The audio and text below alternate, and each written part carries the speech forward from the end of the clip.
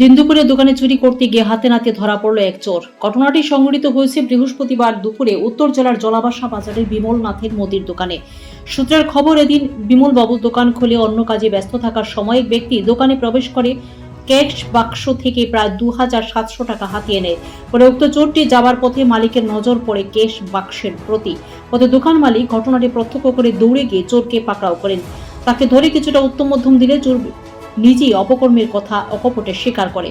পরে ধৃতের কাছ থেকে উদ্ধার হয় চুরিকৃত টাকাগুলো। এ কাণ্ডে ধৃত চোরের নাম সুজিত দাস, পিতার নাম সতু দাস, বাড়ি দামছড়ার মগটিলায়। শেষে বাজার কমিটির উপস্থিতিতে ধৃত চোরকে পানিসাগর থানায় সমঝে দেওয়া হয়। ভানুচন্দ্রের রিপোর্ট, জি আপডেট। কিতার নাম কিতা? দামছড়া কোন জায়গাত বাড়ি? দেইখানো তুমি কিতা করছো? চুরি করছে আমার দোকান। কিতা টাকা নিছো নি তুমি? নিছো? তোমার লয় কে আছিল? আরেকজন আছে কো নাম কো, আরেকজন আসলো বলে। কো নাইলে এখন ইট দি দিম। হ্যাঁ? কো নাম আরেকজন। মারলাম না তো, তাই ডর তোমার বাবার নাম কিতা? পয়সা আছে। আমার নাম বিমল নাথ। কোন জায়গার দোকান আপনার? কিতা হয়েছে এখানে মানুষটা? এ তো চুরি করছে, আমি তারে ধরছি। কিতা চুরি করছে? ক্যাশ চুরি। 2700 টাকা।